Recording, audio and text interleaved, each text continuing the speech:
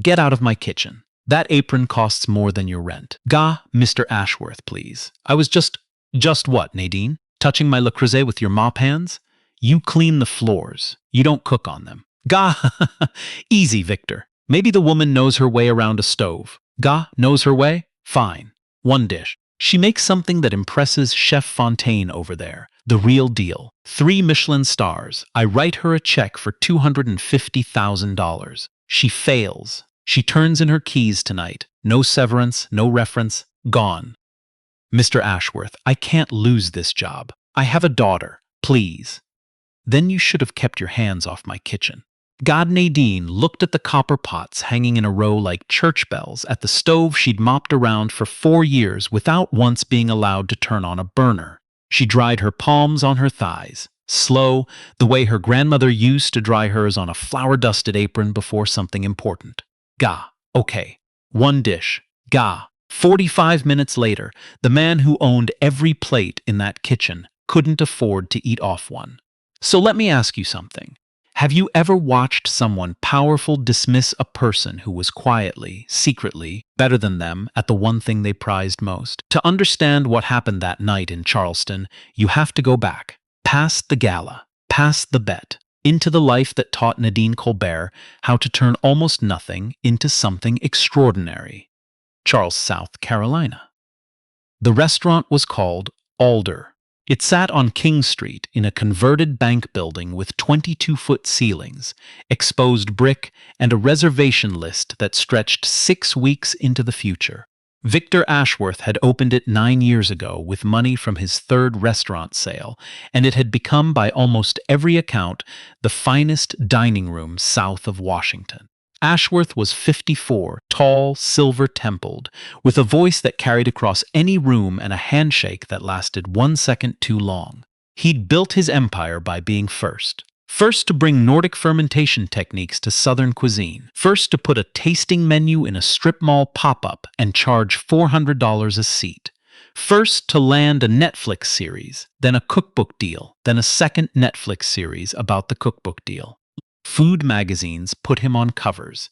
The James Beard Foundation put him on shortlists. He collected accolades the way other men collect watches, publicly, and with the price tag visible. But Victor Ashworth's real talent wasn't cooking. It was performance. Every service at Alder was theater. He'd emerge from the kitchen, in a pressed black chef's coat, make the rounds table by table, describe each dish as though narrating a birth. Guests would nod and photograph and feel, for the length of a $600 meal, like they were witnessing genius. What they were actually witnessing was a kitchen run by a 28-year-old sous chef named Lyle, who did the real work while Ashworth did the talking. Everyone on staff knew. Nobody said a word. Because in Victor Ashworth's world, credit flowed in one direction, upward. And mopping the floors of that world 5 nights a week was Nadine Colbert. She was 39 years old. She'd worked at Alder since its 2nd year, part of a 4-person cleaning crew that arrived after service and left before dawn. She scrubbed the tile behind the line where grease settled in the grout. She polished the copper bar top until it held her reflection. She emptied the trash from the prep stations, where truffle shavings and Wagyu trim went into the same black bags as napkins. She earned $14.50 an hour and never once received a menu. Ashworth didn't know her name for the first 2 years. He called her the night girl. When something in the dining room wasn't spotless, he left yellow sticky notes on the surface with a single word: again. Nadine peeled them off and did the job twice. She didn't complain. Not because she had no pride. Because she had a 7-year-old daughter named Josephine who needed new shoes every 4 months, and pride doesn't stretch the way shoe sizes do. Nadine had a system. She clocked in at 11 p.m., started with the restrooms, moved to the dining room, then the bar, then the kitchen. The kitchen was last because it took the longest, and because, when everyone was gone, she allowed herself one thing. She stood at the pass and looked. Just looked. At the 8-burner Wolf range with its blue pilot light still ticking. At the row of copper sauté pans, each one worth more than a week of her pay. At the walk-in cooler where high-end ingredients sat on labeled shelves like artifacts in a museum, white truffles and rice, dry-aged duck, high-fat cream from a single-source dairy in Vermont. She never touched any of it. But she memorized what went where, and how much of it moved between services, and which ingredients Lyle reached for when Ashworth wasn't watching. She noticed things nobody expected a janitor to notice. That the braised short rib that Ashworth presented as his signature was seasoned almost identically to something she'd tasted 1,000 times before. A flavor she knew by heart because the woman who'd taught it to her had cooked it every Sunday for 30 years in a kitchen the size of a closet. Her grandmother, Opal Colbert. Opal had been dead for 3 years by the time this story starts. But you can't talk about what happened at Alder without talking about her, because everything Nadine did that night came from a kitchen table in North Charleston, where an old woman in house slippers performed miracles with a cast-iron skillet, and whatever the grocery store had marked down. Opal Colbert never worked in a restaurant. She worked at a laundromat, then at a school cafeteria, then at the laundromat again when the school cut staff. She raised 2 daughters and a granddaughter in a rented duplex with 1 working burner and a temperamental oven she'd learned to read like weather. She couldn't afford cookbooks. What she had was her mother's memory and her mother's mother's memory before that, a chain of hands reaching back through generations who cooked without recipes because the recipes lived in their fingers. Nadine grew up in that kitchen. From age 6, she stood on a step stool beside the stove while Opal narrated every move. You hear that oil talking? That's it telling you it's ready. Don't rush it. You rush the oil. The oil ruins the fish. Opal cooked the way jazz musicians play, with structure underneath and freedom on top. She could take a chicken thigh, a handful of okra, a few shakes from unlabeled spice jars, and produce something that made the whole block lean toward her window. People came. Every Sunday. Not invited exactly. Just pulled. Neighbors with foil-covered plates to trade. The mail carrier who always seemed to finish his route near Opal's door around noon. The deacon from Second Baptist who said her cobbler was proof of divine intervention and wasn't entirely joking. Nadine learned it all. Not from books. Not from videos. From standing close enough to feel the heat off the pan and watching her grandmother's hands. By 16, she could reproduce any dish Opal made. By 20, she was improving on some of them, adding small touches. A splash of cider vinegar in the greens, a pinch of smoked paprika in the cornbread. That made Opal close her eyes and nod the way she nodded when something was exactly right. "Girl," Opal said one evening, tasting a sauce Nadine had built from the bones of a supermarket rotisserie chicken. "You got the gift. Don't waste it cleaning up after people who can't taste what you can." But the gift doesn't pay tuition. It doesn't cover rent. And when Opal got sick the year Nadine turned 33, everything else stopped. Nadine quit the community college culinary program she'd been taking 1 class at a time. She moved back into the duplex. She took the job at Alder because it was nights, which meant she could care for Opal during the day and still make enough to keep them fed. The last thing Opal cooked was a pot of shrimp and grits on a Tuesday morning. She moved slow, one hand on the counter for balance, the other stirring. Nadine stood behind her, hands ready to catch the pot, the spoon, the woman. Opal tasted the broth and added something Nadine couldn't see. A shake from a small, unmarked jar with a faded label. "What was that?" Nadine asked. Opal smiled. "The part I never told you. You'll figure it out." She died 11 days later, on a Sunday. The kitchen smelled like her for weeks after. Nadine kept the cast-iron skillet. She kept the unmarked spice jars. And she kept cooking, late at night, after Josephine was in bed, in the same kitchen, with the same 1 working burner, feeding neighbors who still came on Sundays because nobody had told them to stop.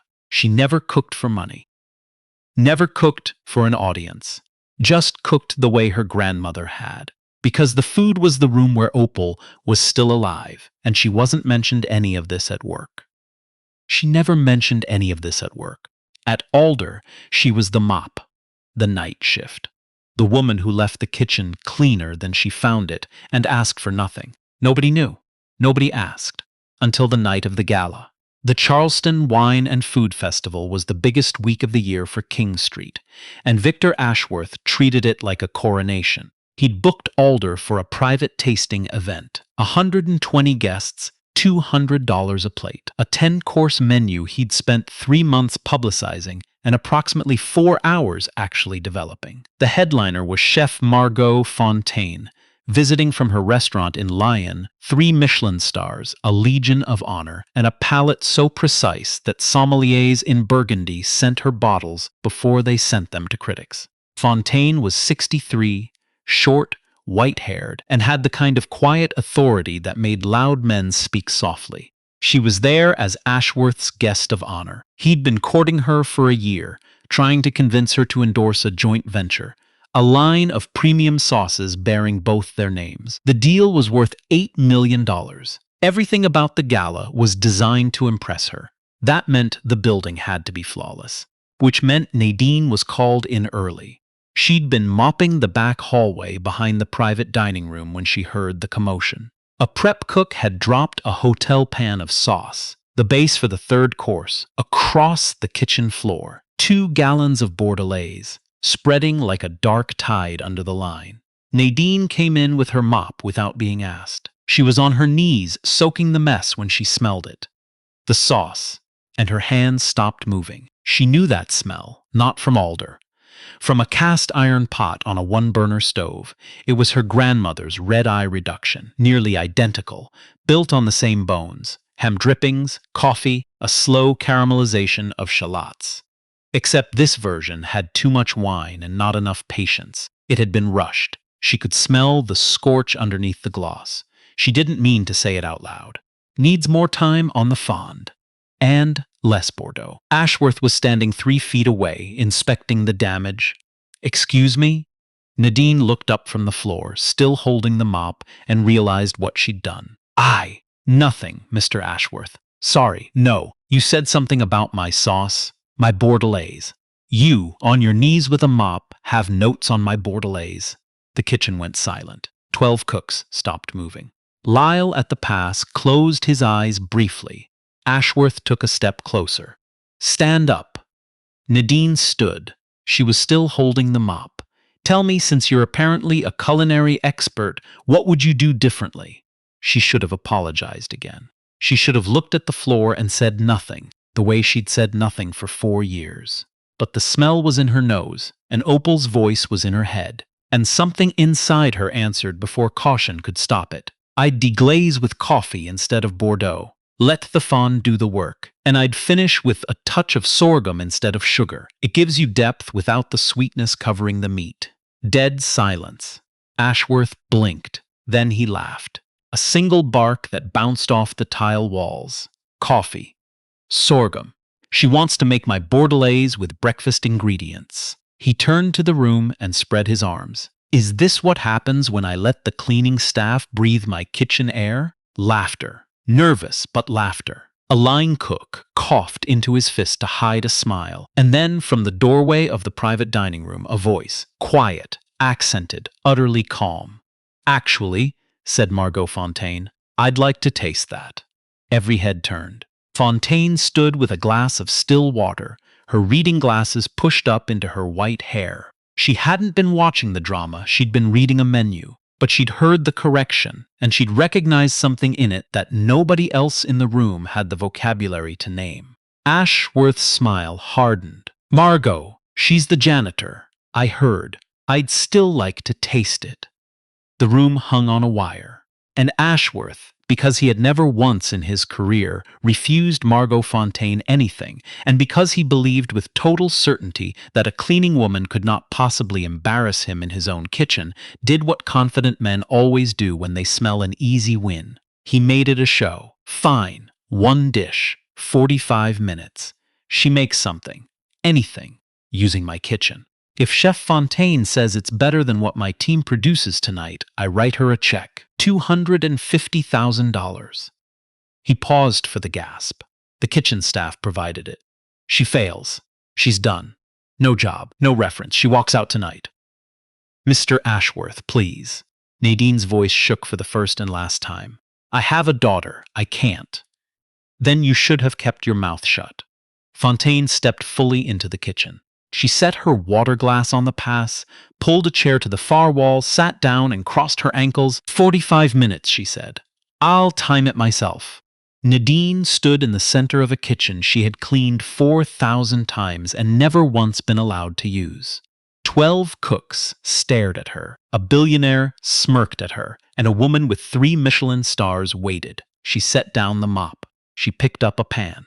But what nobody in that kitchen understood, not the cooks, not Ashworth, not even Fontaine yet, was that Nadine Colbert had been preparing for this moment since she was 6 years old, standing on a step stool in North Charleston, listening to oil talk. Here is what Nadine did in the first 5 minutes, and why it mattered. She didn't go to the walk-in. She went to the scraps. The trim bin beside the prep station where the night's butchery had left its remains. Chicken backs, shallot skins, herb stems, the parts Alder threw away. Ashworth noticed. She's cooking with garbage, he said to Lyle, loud enough for the room. This should be quick. Nadine didn't look up. She raked the bones into a roasting pan, slid them under the broiler, and set a timer in her head. While they roasted, she found what she needed. A knob of butter, a palmful of flour, 3 shallots, 1 lemon, a carton of heavy cream, and this was the moment Lyle would describe to reporters later. She reached past the truffle oil, past the high-end vinegars, past a $90 bottle of aged sherry, and picked up the staff coffee pot from the shelf above the dish pit. She poured 2 inches of black coffee into a saucepan. Then she reached into her own pocket and took out a small glass jar, no label, a faded residue of tape around its neck. She held it like a relic. Because it was. One shake, a fine reddish-brown powder dusted the surface of the coffee. The smell that rose from the pan made Fontaine uncross her ankles and lean forward. Ashworth watched the clock. Nadine watched the pan. The bones came out singing, dark gold and fragrant. She built her stock right there on the stovetop, scraping the fond with a wooden spoon, adding water a cup at a time, coaxing flavor from what the restaurant had considered waste. And while it reduced, she started on the grits. Not instant, not quick cook. She found stone-ground grits in the back of the dry storage shelf behind the imported polenta, probably ordered by mistake and never used. She toasted them dry in the cast-iron pan she'd pulled from the back rack, a pan she recognized as the one nobody used because it heated unevenly. Opal's pan had heated unevenly too. Nadine knew exactly how to work with that. 20 minutes in, the kitchen smelled different, not like Alder, like something older. Warmer. The line cooks had stopped pretending to work. One of them, a young woman with sleeve tattoos and flour on her cheek, was openly watching Nadine's hands. What is she making?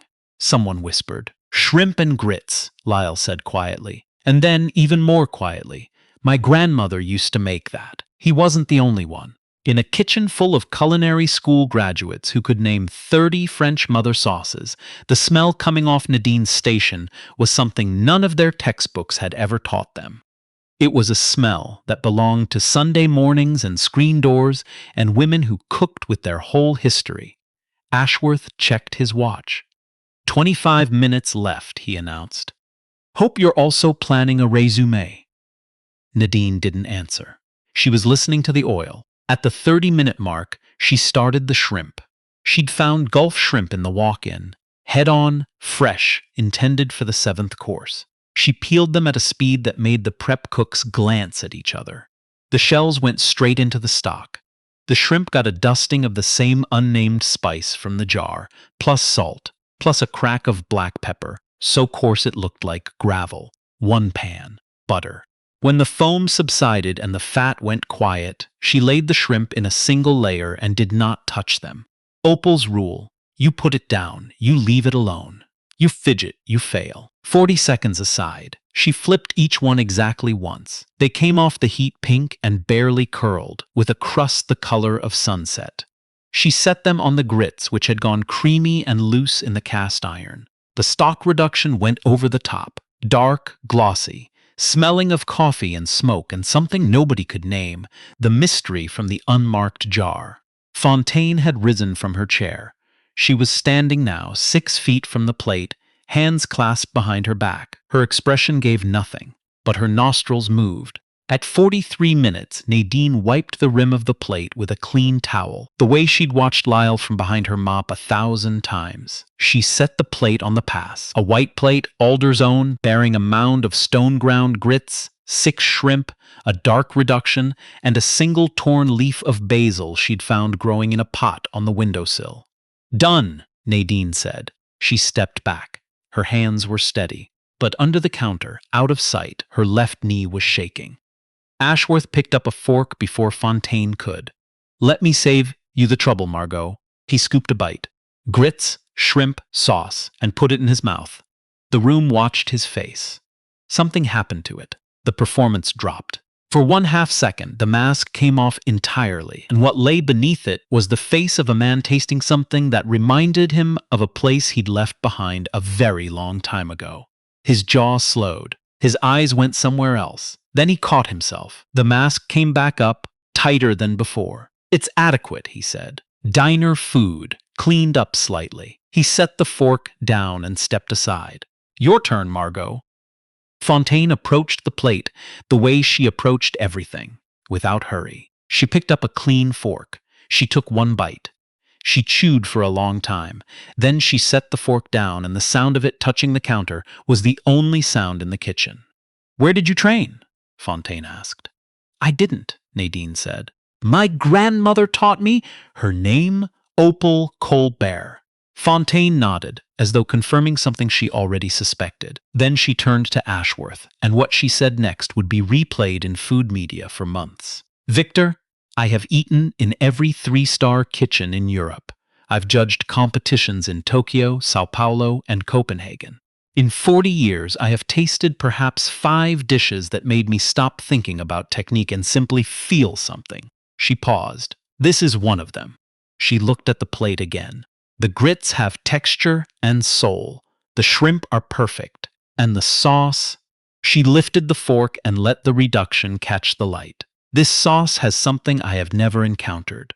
There's coffee, yes. There's smoke. But underneath, there is an ingredient I cannot identify, and I have been identifying ingredients for 40 years." She turned to Nadine. "The jar. What is it?" Nadine held the small glass bottle in her palm. "I don't know what it's called. My grandmother blended it herself. Dried peppers, roasted sassafras, something else she never told me. She kept it in this jar my whole life. When she died, I kept refilling it. Same proportions, same method. I've never measured it. I just know when it's right. An unrecorded spice blend," Fontaine said softly, almost to herself. "Passed hand to hand." "Extraordinary." Ashworth laughed. "It came out wrong. Too sharp, too fast, with an edge of something that wasn't amusement. So the janitor made comfort food with mystery powder, and we're all supposed to pretend it's fine dining." Fontaine didn't look at him. She was still looking at Nadine. "I did not say it was fine dining. I said it made me feel something. In my experience, that is considerably harder." Ashworth felt the room shifting. He knew the physics of audiences the way sailors know wind. 4 years of invisible Nadine, and now every cook on his line was looking at her the way they were supposed to look at him. He reached for control. "250, he said quickly. "That was the bet. And I don't think a plate of shrimp and grits, however heartwarming, qualifies as it qualifies," Fontaine said. The 2 words landed like a gavel. Fontaine had not raised her voice. She didn't need to. 3 Michelin stars is its own volume. It more than qualifies. In fact, she removed her reading glasses and folded them into her breast pocket, a gesture her colleagues knew meant a decision had been made. "I came here tonight to discuss a joint venture with you, Victor. An $8 million sauce line. I've been considering it for a year." She let that hang. "I've decided against it." The color left Ashworth's face the way tide leaves sand. "Not because of the food," Fontaine continued. "Your menu tonight is competent, but because I've watched how you treat the people in your kitchen. You called this woman the night girl. You mocked her in front of your staff. And your first instinct, after she produced something genuinely beautiful, was to diminish it." She picked up her water glass. In Lion, we have a saying, the kitchen reveals the man. Tonight, yours has, and I don't care for what it's shown me. The kitchen was so silent Nadine could hear the pilot lights on the wolf range, ticking like small blue hearts. Ashworth tried to recover. Margot, let's step into the dining room. We can discuss this privately. There is nothing private about what happened here. You made a public wager. You lost publicly. I suggest you honor it the same way. She looked at the door to the dining room, where several gala guests had gathered, phones in hand, drawn by the commotion. I believe you already have witnesses. Ashworth's sous chef, Lyle, who had worked 80-hour weeks for 3 years and received credit for exactly none of them, did something then that he later described as the most satisfying moment of his career. He pulled out his phone, hit record, and said clearly, "For the record, Mr. Ashworth offered $250,000 if Chef Fontaine approved the dish. Chef Fontaine has approved the dish. Kitchen staff present as witnesses." He looked around the line. 11 cooks nodded. Ashworth stood in his own kitchen the way a man stands in a house that has just been appraised at half what he paid for it. He looked at the plate. He looked at the woman who had made it, and he reached for the only weapon he had left. Fine. The money, take it. But understand something. He stepped closer to Nadine, lowering his voice to a register meant to wound. You'll always be a cleaning lady who got lucky once. That's your ceiling, sweetheart. One night. Tomorrow, nobody remembers. Nadine looked at him, and for the first time in 4 years of mopping his floors and peeling his sticky notes and swallowing his attempt, she spoke to Victor Ashworth the way Opal Colbert would have. My grandmother cooked for 40 years in a kitchen smaller than your pantry. She fed a whole neighborhood on less than what you spend on garnish. Nobody put her on a magazine. Nobody gave her a Netflix show. But people drove across the city for her food, Mr. Ashworth. Not because it was expensive, because it was true. She set the small glass jar on the counter between them. You built a restaurant on technique. She built a table on love. And tonight, your own guest of honor couldn't tell the difference between your $600 plate and what I learned for free on a step stool when I was 6. She untied the alder apron she'd never been given permission to wear and folded it neatly on the pass. I don't need your reference. My grandmother already wrote me one. In the dining room, someone started clapping. Then more. Gala guests who had gathered at the kitchen door, who had watched the whole confrontation on tiptoe with their phones held high, applauded a woman most of them had walked past 100 times without seeing. Fontaine crossed the kitchen, took Nadine's hand in both of hers, and held it. Your grandmother, she said. I wish I could have met her. You just did, Nadine said. That night, after the gala emptied early and Ashworth locked himself in his office, Lyle's video made it to Instagram, then Twitter, then everywhere. By morning, it had 2 million views and a caption someone in the comments had written that stuck. The janitor who outcooked a celebrity chef with scraps and her grandmother's secret spice. The food world, which loves a villain almost as much as it loves an underdog, chose both. Ashworth became the $600 man, shorthand for overpriced emptiness. The Netflix producers didn't renew his series. 2 restaurants in the portfolio group quietly removed his name from their signage, and the $8 million deal with Fontaine, the one the gala was designed to close, was dead before Monday's mail arrived. Lyle quit 2 weeks later. He opened a 24-seat restaurant in West Ashley called Fond, where the menu changes daily and the kitchen staff gets credited by name on every plate. He told a reporter he'd been Ashworth's ghost for 3 years. Nadine didn't just win a bet, he said. She gave me permission to stop pretending.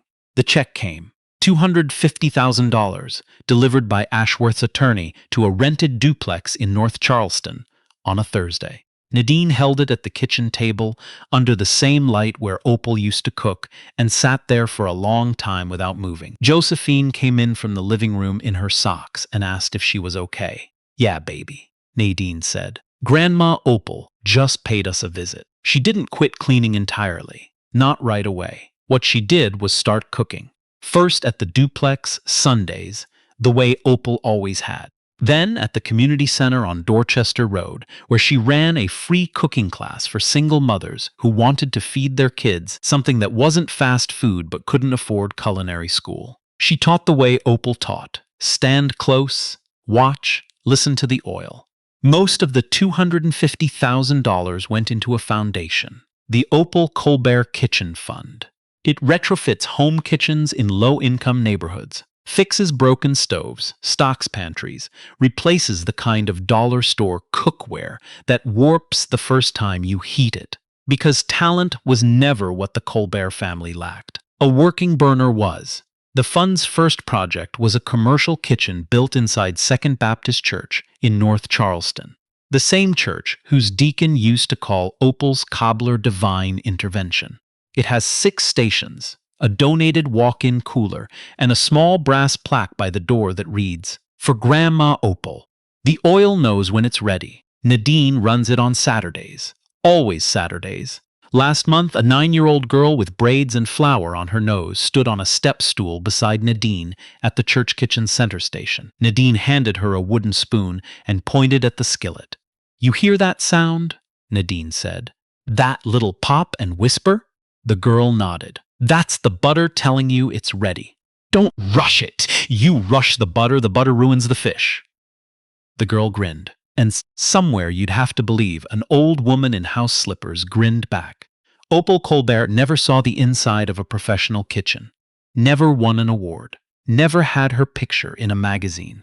But she built something no Michelin star can measure: a chain of hands, mother to daughter to granddaughter, passing a cast iron skillet and an unmarked jar, and the stubborn belief that feeding people is a form of love that doesn't require permission.